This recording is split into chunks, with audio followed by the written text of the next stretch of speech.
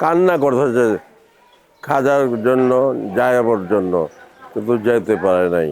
এই ব্যাপারে আমার কাছে প্রতি বছর পাগলরা আসে, কান্না করে বিচার নেওয়ার জন্য। বিচার তো সহজ ব্যাপার না, ওটা তো বোঝাতে পারি না।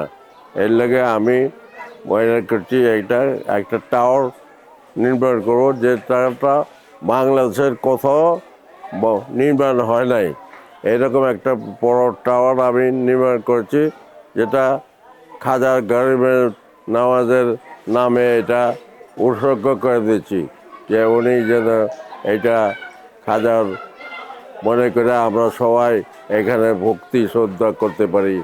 এর মানে এই না পূজা করতে পারি, পূজা না, ভক্তি শ্রদ্ধা অন্য জিনিস, আর পূজা অন্য জিনিস। আমি মনে করি সবার জন্য এটা উন্মুক্ত। আপনারা আসবেন, দেখবেন, দেখা আপনারা নিজে দেখা বিচার বিবেচনা করবেন যে এটা কি ভালো করেছি না খারাপ করেছি।